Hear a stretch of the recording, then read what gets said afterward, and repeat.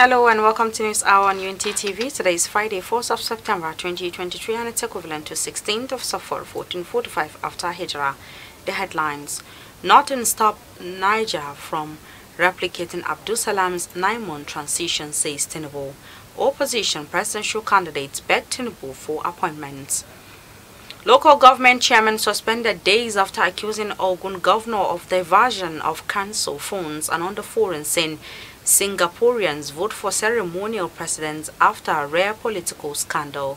And in sports, Murray suffers U.S. Open exit at hands of inspired Dimitrov. And those were the headlines, and for details and more of the stories, I am Rukayat Sani Ibrahim. President Bola Ahmed Tinubu on Thursday suggested that 9 months is enough for the Niger military junta to return the country to civilian rule after seizing power from President Mohamed Bazoum on July 26. Tinubu said this when he received the Nigerian Supreme Council of Islamic Affairs led by the Sultan of Sokoto, His Eminence Muhammad Saad Abubakar III at the State House.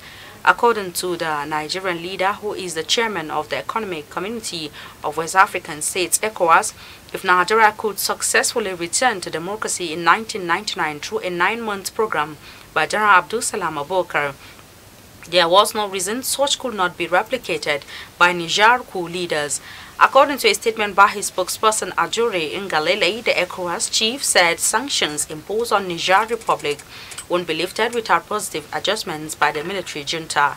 With the coup in Gabon on Wednesday, Tinubu said his fears that other countries will copy what happened in Niger was confirmed.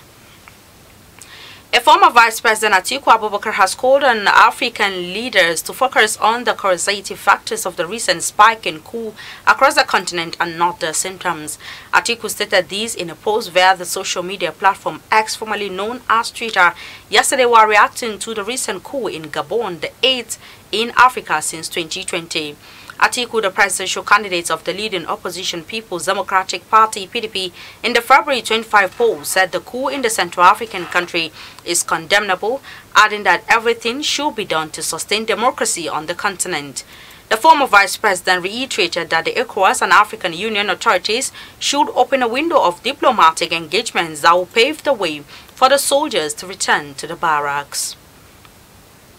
Some opposition presidential candidates who took part in the 2020 general elections on Thursday met with the national chairman of the ruling All Progressives Congress APC, Dr. Abdullahi Umar Ganduje, begging him to prevail on President Bola Ahmed Tinubu to include them in his government of national competence. Tinubu, as president-elect, had, in reaction to calls for a government of national unity, said he will go beyond that and establish a government of national competence.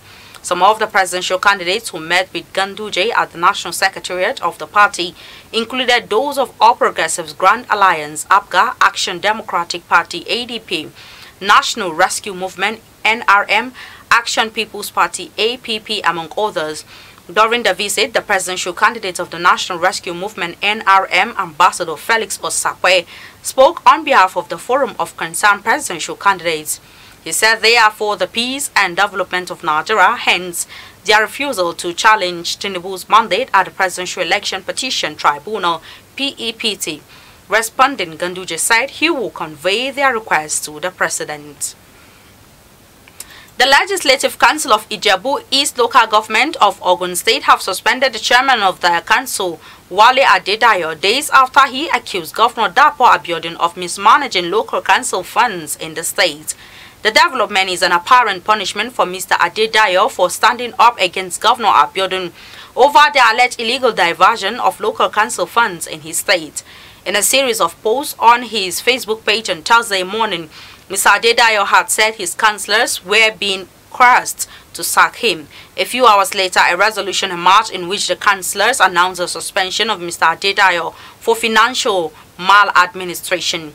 According to the document signed by the leader of the House, Adesuji Fasheyi, and 6 others, lawmakers said they had resolved to suspend Mr. Adedayo while they investigate the allegations against him.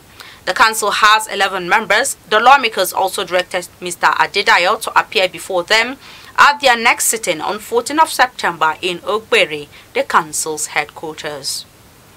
The Chief of Army Staff, Lieutenant General Taoreed Lagbaja, on Thursday met with foreign defense advisors and attaches in Nigeria and called on representatives of allied countries in Nigeria to close ranks with the Nigerian Army in identifying and tackling issues of mutual interest. The Chief of Defense Intelligence CDI, Major General Emmanuel Odiandeyi, led the defense attaches from 27 allied countries to an interaction with the COAS.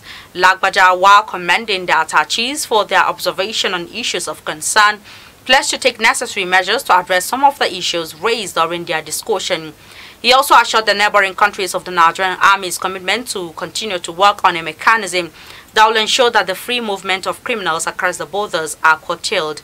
The Indian Defense Attaché, Colonel Legaromi, who spoke on behalf of the DA, thanked the Chief of COS for the opportunity for a combined interaction with the Defense Attaché, which he said have never been done before, urging them to be frank and constructive in their contributions. The Minister of Aviation and Aerospace Development, Festus Keyamo, has directed all international airlines to vacate the Murtala Muhammad International Airport MMIA from October 1, 2023. This became necessary, according to him, to give room for total maintenance work at the airport. The minister disclosed this during a tour at the International Airport in Lagos, where he was accompanied by the Federal Airport Authority of Nigeria, FAN, Mr. Kabir Yusuf Muhammad. The minister, while speaking at the sideline of the airport tour, directed the airlines and companies operating in the airport to move to the new terminal, MMIA Terminal 2. Keyamo also suspended all contracts, projects, concessions in the sector until further notice. The African Union's Peace and Security Council on Thursday suspended Gabon following the Wednesday overthrow of President Odima Ali Bongo by soldiers led by the head of the Republican Guards, General Brice Nguema. The continental body, in a post on X, formerly Twitter, condemned the military takeover of power in the Central African country.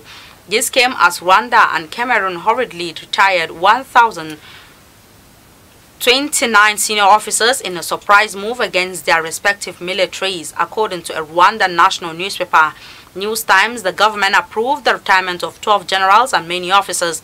The publication stated that the retirements were announced on Wednesday in a statement issued by Rwanda Defense Force. In Cameroon, President Paul Biya have also reshuffled the military with new appointments to the Control General des Armées. The new controllers are Captain Ajega Nje Felix Colonel and Colonel Nguema Ondo Batin Boga. Appointments were also made to the positions of technical advisors, Brew Commissariat and Air Force Technical Inspector. The three tier of government, federal, state and local government areas shared a total of 4.37 trillion naira from the Federation account as statutory revenue allocations between January and June 2023. The Nigerian Extractive Industries Transparency Initiative said on Thursday it disclosed this in its latest report on the Federation account revenue allocation for the first half of the year. The Executive Secretary, Naiti Ogbonnaya Oji, who announced the release of the report at the NEITI House, Abuja, said total distributable FAAC allocations to the three tiers of government in the first and second quarters of 2023 stood at over 2.32 trillion naira and 2.04 trillion naira respectively. The NEITI quarterly review revealed that inflows into the Federation account in the second quarter of 2023 declined by 23%, and this affected the distributable revenue, which fell by 12% when compared with the total revenue disbursed in the fourth quarter. Each tier of government received more than 1 trillion naira over the 6-month period, the agency stated. On the foreign scene, Singaporeans have headed to the polls to vote in their first contested presidential election in over a decade. The president has a mainly ceremonial role in the city-state with few powers and little say in the public affairs. However, the result on Friday could be a marker of public sentiment on the long-term ruling party following a string of MP scandals. Leading candidate Tharman Shanmugaratnam was a veteran minister of Singapore's ruling PAP party. A former Deputy Prime Minister and Finance Minister, the 66-year-old economist resigned from the People's Action Party in June to contest the presidential election. Prime Minister Lee Hsien-loong heads the PAP, which suffered its worst electoral showing in 2020, although it still retained a more than two-thirds majority in Parliament. And in sports, Andy Murray's hopes of a deep run at the US Open were dashed as the former championship suffered a second-round exit at the hands of an inspired Grigor Dimitrov. Murray, the 2012 champion, slumped to defeat against Bulgarian 9th-seed Dimitrov, with Britain's former world number one a shadow of his old self in a disappointing 6-3, 6-4, 6-1 loss. In the 12th meeting between two veterans and 7 years after their last one, 19th-seed Dimitrov registered only his fourth win over the squad. Meanwhile, in football, Manchester United have been drawn with Hurricanes Bayern Munich in their Champions League group, while Newcastle were handed the toughest draw with Paris Saint-Germain, Borussia Dortmund and AC Milan. Erik ten Hag's side were also paired with FC Copenhagen from Denmark and Turkish side Galatasaray in Group A. As for Mikel Arteta's Arsenal, who are playing in their first Champions League group stage campaign in 7 years, the Gunners were given a favorable draw with Europa League winners Sevilla, Dutch club PSV, Eindhoven and RC Lens of France. And with the sport news, we've come to the end of our bulletin for today. You can follow us on our social media handles at Facebook, Instagram and Twitter at Unity Radio FM TV, respectively. You can also watch us live on the satellite decoder Badr Sat, which is been watched in about 38 countries of the world free. You can also watch us and stream us live on our YouTube channel at Unity FM TV. I am Rukayat Sani Ibrahim. Thanks for watching and enjoy the rest of our programs. Do have yourself a lovely day.